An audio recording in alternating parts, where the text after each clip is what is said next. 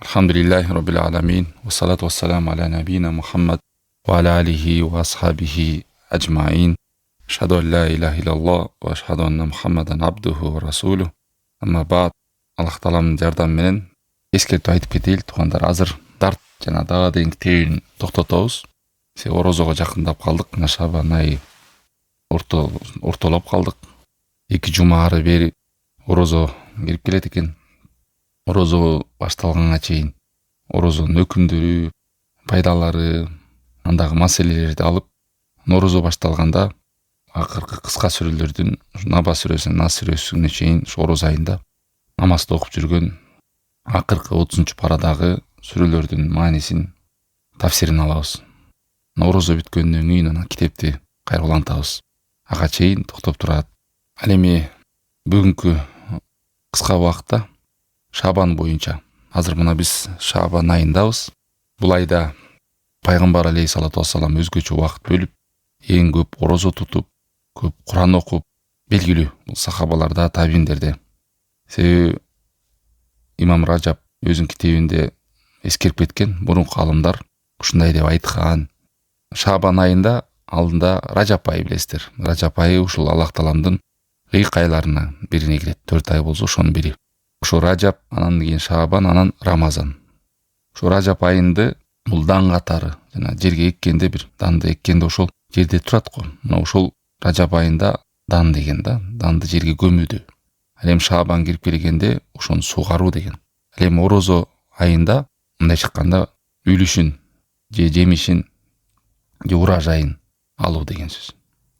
Мына ушул орозо айына капилетте орозо келип калдыбы деп кирип кеткен адам менен орозого 1 ай мурун, 2 ай мурун ниет кылып, ага даярдык көргөн адамдын айырмасы аябай чоң.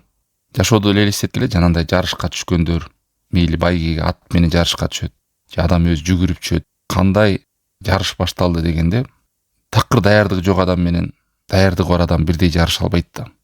Бир аз эле жерден ынтыгып чарчап калат. Мына орозодо ошондой сооп жыйнап кала турган, жарыша турган улуу ай. Бул адам баласына берилген өтө чоң бакыт, чоң жакшылык. Анан ушул бир хикматтарынан Шабан айы келгенде пайгамбар алейхиссалату вассалам көп орозо тутуп, көп намаз окуп, көп Куран окуп, ошолар салафтарда белгилүү болгон.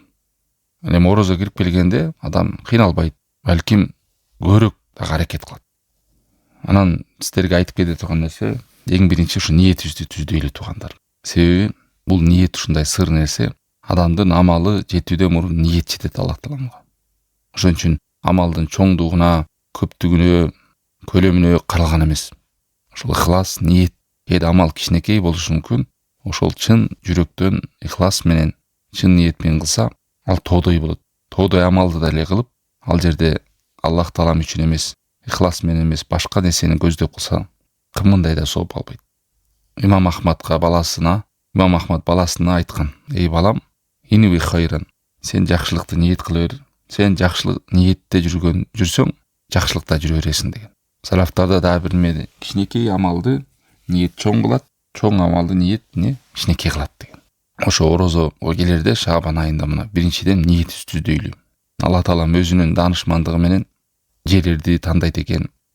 Адамдардын арасынан пайгамбарлар тандаган, периштелердин арасынан дагы элчилер тандаган. Ошондой эле мезгилдерди тандайт. Ага биз эчтеке дей албайбыз, моюн сунабыз, баш ийебиз, сүйүнөбүз, кабыл алабыз. Эмнеге бул ай мындай, тигил ай мындай деп жөөттөрдө кылып, тоң моюнду кылбайбыз. Балким бул Алла таалам даанышмандыгы менен, адамдыгын алыстыгын эске алуу менен бизге болгон чоң жакшылык.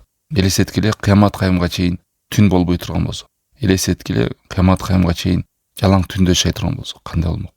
Же болбосо адам өлгөнгө чейин эч кандай мезгилдер жок, артыкчылык күндөр жок, артыкчылык түндөр жок, артыкчылык айлар жок, артыкчылык жерлер жок. Кандай сооп менен келсең ошондой, кандай күнөө менен келсең ошондой деген өкүм болсо кандай болмок? Балким бул адамды жан дүйнөсүн жаңыртып турат, ыйманын өстүрөт, унуткан адамды эстетет, кайдыгер адамды ойготот, алсырап, шалдырап, ныксырап жүргөн адамдарды ойготот. Ушул мезгилдердин могу жерде ушундай ай бар экен, бул деген мындай чоң артыкчылык экен, бул мезгил мындай экен, бул жерде мындай экен. Бүт бул Алла тааламдын берешендиги, айкөлдүгү, кечиримдүүлүгү, ырайымы, жакшылыгы бизге болгон. Кээ бир адамдар өкүнүп калышат. Мен мынча жылдан бери билбепмин бул жакшылыкты, бул жолго түшпөпмүн, же орозо кармай жүрүпмүн деп. Өткөн өмүрүңдү жакшылык менен өткөрө албай калсаң, калган өмүрүң бар, жакшылык менен өткөр, өткөн күнүң кечирилет деген. Баардык адамга мүмкүнчүлүк бар. Алхамдулилла. Мына ошондой айлардын үстүндө турабыз туугандар. Шабан айы бүтөйүн деп калса деле, ар мүмкүнчүлүк бар. Азыр орозо кармап калышка, көп Куран окуп, даярдык менен кирип калыш. Кайдыгерликте, капилетте эмес. Мына ушул Шабан айы даярдык. Орозого болгон руханий дагы, иманий адам денеси менен бүт жагынан даярдык көрүп калат. Себеби орозо айында сооп жыйнап кала турган ай. Жана ошондой эле Шабан айы амалдар көтөрүлө турган ай. Билесиздер, адамдын күнүмдүк көтөрүлө турган амалы бар. Анан жумалык, анан бир жылда бир көтөрүлөт. Багымдат намазы менен ошо асыр намазында периштелер алмашат. Бир күндүк абалында амалын көтөрүш. Анан ар жумада бейшемби күнү мен ошо бейшемби күнү орозо тутам, ал күндө орозо абалда болгонумду каалайм деген пайгамбар алейхиссалату вассалам. Сүйкүмдүү деген ушу жумалык амал көтөрүлөт. Ал эми Шабан айы келгенде бир жылдык амал көтөрүлөт. Ооба, бул жазылган башка, көтөрүлгөн башка. Бул адамдын амалы бир жылдык жазылат дагы, анан периштелер алып чыгып асманга көтөрөт Аллах Тааламга. Ал нерсени Аллах Таалам билбегендиктен эмес, Аллах Таалам аны билет, жазылып кечейин деле, жазылганда деле билет. Ошол амал кабыл болобу же болбойбу дегенге Аллах Таалам өкүм берет. Себеби амалдын адамдын китепчесин жазылган башка маселе, анан ал кабыл болгон башка маселе. Амал кээде жазылып кайра өчүп калат, кээде кайра ал ыргытылат, кайра ал кайтарылат, кээде ал сооп амал кыямат кайымга чейин барат. Кейбирет кыямат кайымга эмес, биякта турсун, эртесине эле кайра жоготот. Милдет кылуу менен же рия менен башка бир себепти амалды бузуучу кадамдар менен. Мына ушул айда пайгамбар алейхиссалату вассалам амал бир жылдык амалым көтөрүлөрдө өзүн Аллах Тааламга бет алган, умтулган орозодо болгонду каалаган. Айша энебиз пайгамбар алейхиссалату вассаламдын жубайы Бухариде, Муслимде келген хадисте айтат, пайгамбар алейхиссалату вассаламды дейт, ушундай орозо тутчу эле толук орозо тутту дегендей көрүнчү дейт. Шабан айында. Фама раайту Расулуллахи саллаллаху алейхи вассалам истакмала сияма шахрин илля Рамадан. Толук менен ушул толук тутканды орозо айында билгенди. Бирок айтат, Ома раайту аксара сияма минху фи Шабан дейт. Ошо орозодон башка айлардан эң көп, эң толук туткан ушу Шабан айында көрдүм деген. Андан кийин Усама ибн Зайд радыйаллаху анху, о Аллахтын элчиси, мен сени көрүп атам, ушул башка айларга караганда ушул айда көбүрөөк орозо тутасың деп. Ошондо айткан, факаля залика шахрун ягфалун нас анху байна Ражаб ва Рамадан. Себеби бул айда көп адамдар кайдыгерликте болот. Ражаб менен орозонун ортоңку айда кайдыгерликте болуп калат дейт. Капилетте орозого кирип келип калат да. Орозо башталып калдыбы деп. Болбосо ва хуа шахрун турфа фихи ал-амал иля раббил аламин. Алай аламдардын Роббиси болгон Аллах Тааламга амалдар көтөрүлчү ай деген. Фаухиббу ан юрфа амали ва ана соим. Мен жакшы көрөт элем, каалайт элем, сүйөт элем, менин амалым Аллах Тааламга көтөрүлүп атканда мен орозо болуп турган абалда деген. Мына ушулардын баардыгы сол хадистерде келген туугандар. Кана Расулуллахи саллаллаху алейхи вассалам ясуму шабана кулла, кана ясуму шабана илля калила. Айша энебиз дагы башка хадисте, Муслимде келгенде айтат, толук туткандай тутчу эле дейт. Же болбосо азын гана тутпай калганда. Дагы бир немелерде келет, толук туткан почти дейт да. Балким 27 күн тутканбы, 26 күнбү. Мындай карап калганда жалпысына караганда эң көп орозодон кийинки эле эң толук ай тутканы Шабан болгон. Эки нерсени билдик туугандар. Пайгамбар алейхиссалату вассаламдын Шабан айында тутканда эки нерсе. Биринчиден, пайгамбар алейхиссалату вассалам кабарлап атат, бул айда амалдар Аллахка көтөрүлөрүн. Көтөрүлгөн кезде Аллах Тааламдын алдында адам ибадаттын үстүндө турган болсо, бул аябай жакшы абал. Экинчи, билдик, бул айда адамдар кайдыгер экен. Мына ушул кайдыгерлик кезде ибадат кылганын сообу аябай чоң болот туугандар. Адамдар бузулуп аткан кезде, адамдар уктап аткан кезде, адамдар Аллах Тааламдан жүз буруп, дүйнөгө сүңгүп, ушундай азгырылыктын үстүндө жүргөн кезде адам зикирде, ибадатта, Куранда, намазда жүрсө, сообу аябай чоң болот. Мисалы жанагы базарга киргендеги дуаны билесиздер? Ла иляха иллаллаху вахдаху ла шарика лаху мулку ва ла кулли шайин кадир деп келет го. ошону айтуунун кандай артыкчылыктарын айткан. Себеби базарда кайдыгейлик бар да. Түнкү намазда мисалы түндө акыркы бөлүгүндө бүт адамдар уктап аткан болот да. Ушул нагыз кайдыгейлик да, уктап аткан убакыт деген сөз. Ошол кезде намаздын сообун караңыз кандай экен. Бул адамдар бузулуп аткан кезде ибадатта жүрүү мага хижра кылгандай дейт. Сообу Меккеден Мединага баргандай пайгамбардын заманында сооптуру эселенип берилет. Ошо Шаабанда да адамдар кайдыгер болуп турган кезде адам орозодо көп Куран окуп, көп ибадат үстүндө жүргөн болсо, орозого киргенде адам андан дагы сергек кирет. Андан дагы күч, энергия менен кирет. Чарчап кирбейт, энергия менен кирет. Жана атты деле жүгүрткөндө бастыртат го, бастыртып, анан барып жүгүртөт. Жанагы жүгүрүүгө катышкандар да ушундай, жүгүрөт өзүнүн күнүмдүк аракет, анан жарышка киргенде такыр башкача жүгүрөт. Ал эми эч даярдык кылбаган адам орозого кирер менен орозодо бул оозду жаап эле эчине жебей жатып алып эмес да. Сооп жийинип атам. Орозону ал эң алсыз да. Суу ичпей, тамак жебей, ооз ачканды күткөн бул орозонун эң алсыз да. Курсак ачып, алсырап, энергиясы жок адам зикир да кылгысы келбейт, намаз да окугусу келбейт, Куран да окугусу келбейт. Көп жакшы иштерден кур калат. Мына ошон үчүн даярдык керек. Дагы бир табийиндерден сөзү Кана юкол шахру Шаабан шахрул Курро деген. Ушул Шаабан айы Куран окугандардын айы деген. Мындай айтканда сахабалар, табийиндер Шаабан айында дагы Куранды көп окушкан. Бул Куран окууга болгон даярдык. Себеби Рамазан айы Курандын айы. Элестетиңиздер, бир тамга 10 сап. Алиф лам мим десе 30 сап. Ороз айында билесиздер, ороз айында 10 эседен 700 эсеге чейин сап. Айрым сооп амалдардын саны белгисиз. Аны Аллах Таала гана маалым.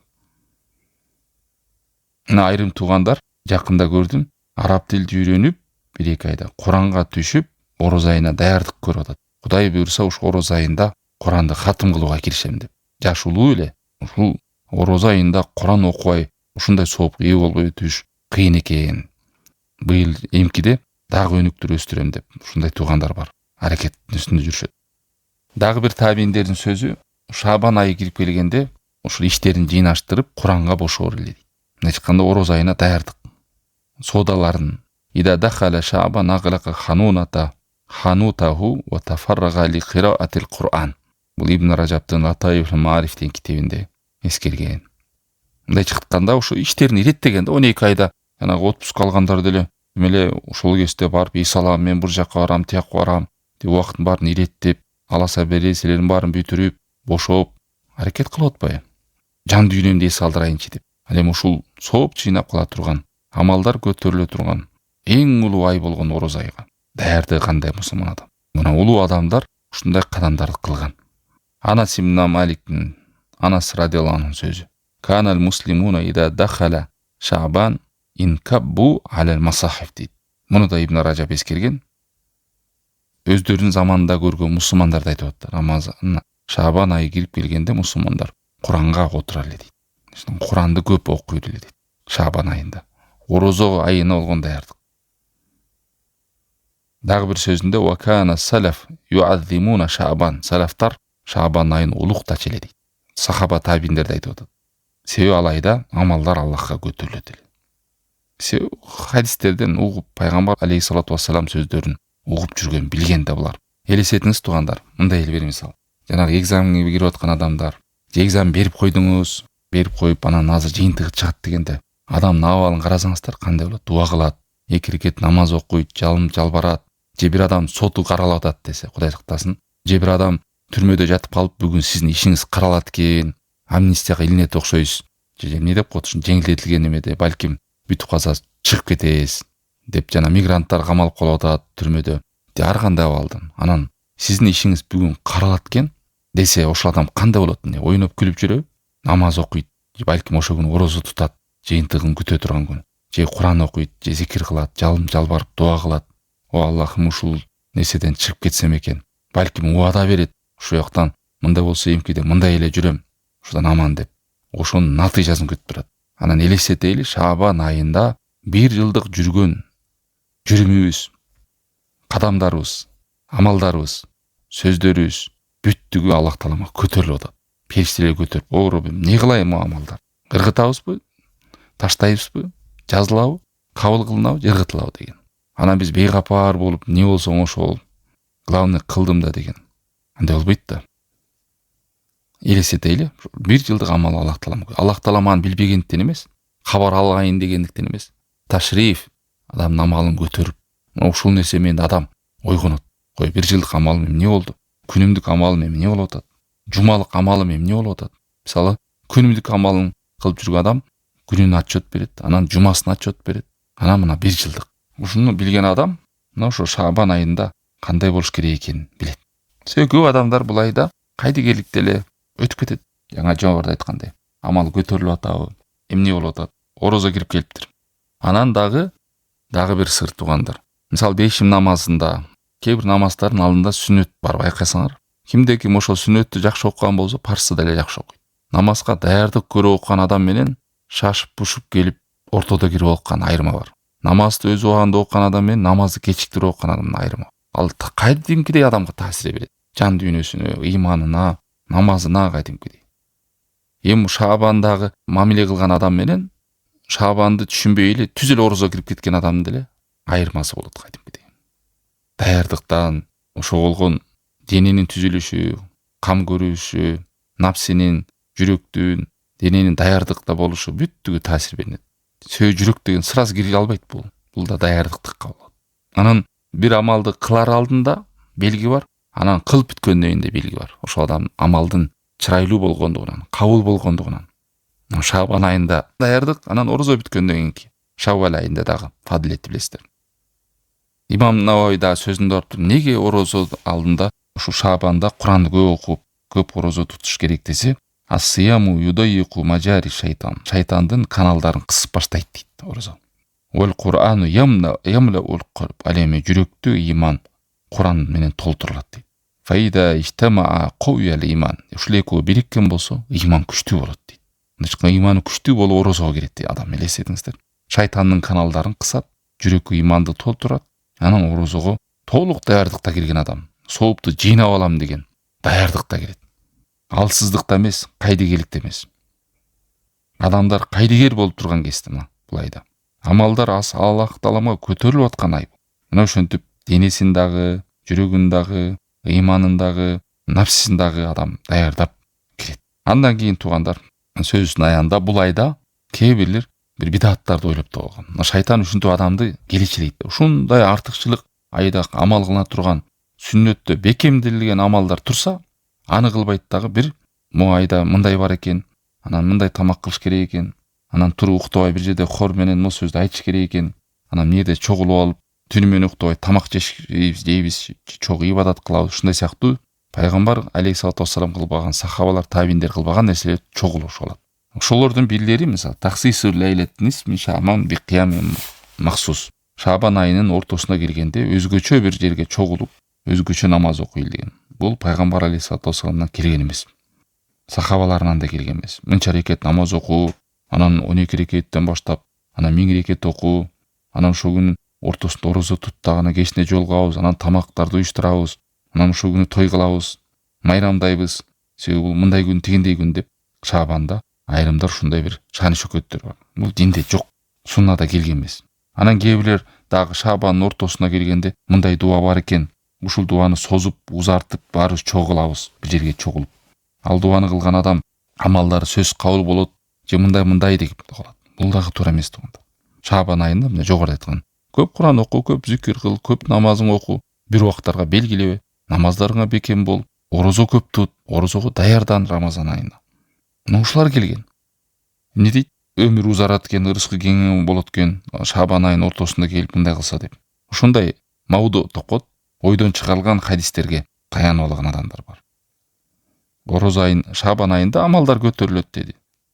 Ырыскың кенен болот, анан ажалың узартылат деп, ошол күндө мондай намаз оку деген келген эмес. Дагы каталардан, бидаттардан мечитке топтолуу. Шабан айынын ортосунда мечитке топтолобуз, жамаат менен зикир кылабыз, жамаат менен Куран окуйбуз, жамаат менен ошол жерде намаз окуйбуз, таң атканча болобуз дегендер бар. Бул дагы туура эмес, келген эмес суннада. Анан кээ бирлер Шабан айынын туура 15-inde орозо тутабыз. Ушул 15-inde туткан өзгөчө. Анан жылдык күнү кечирет, анан мындай болот, тигиндей болот. Бул да бидат. Шабан айында бир күнгө бекитпе. Кимдин 1-4 күн орозо тутуп жүргөн адаты бар. Ошентип эле тутуп келип анан Шабан айынын ортосуна келип калса, мейли тута берет. Ал Шабан айынын ортосуна келгендигинен эмес, ал адамдын өзүнүн адатынан.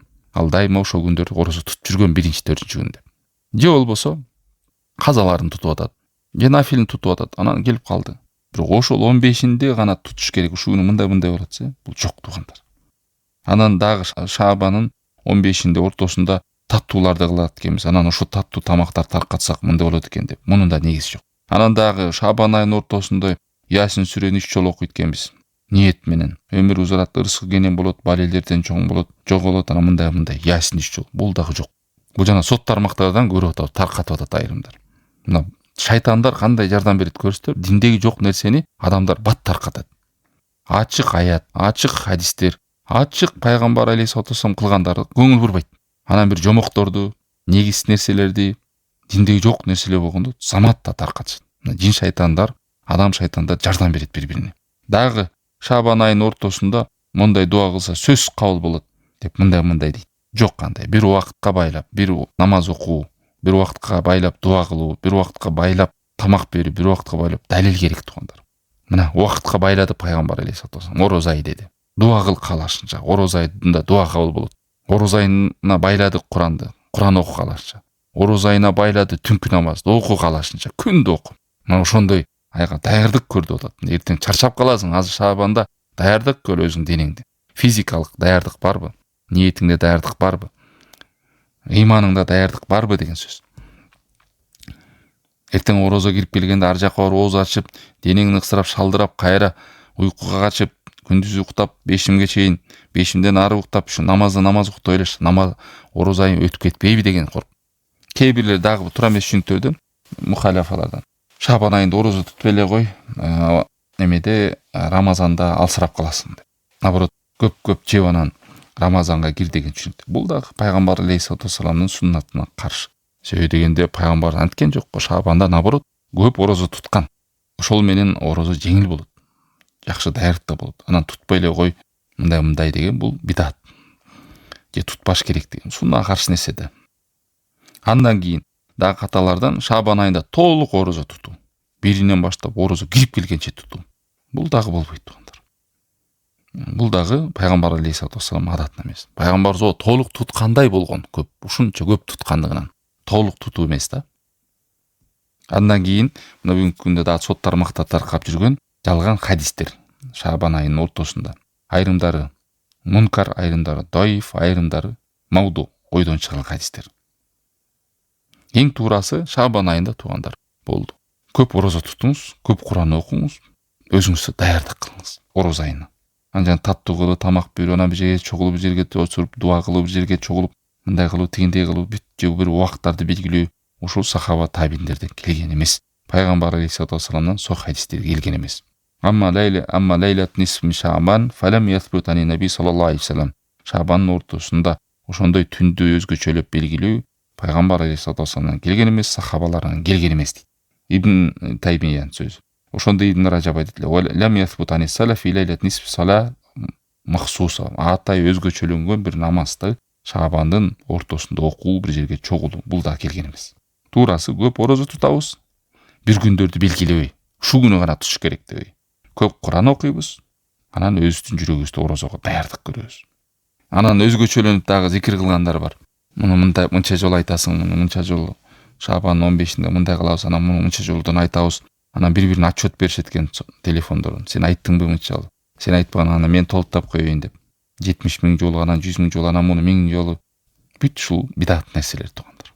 Сураңыздар да алымдардан, илимдейлерден. Буга ачык хадис келгенби, сохих хадис? Сахаба табииндер кылганбы деп.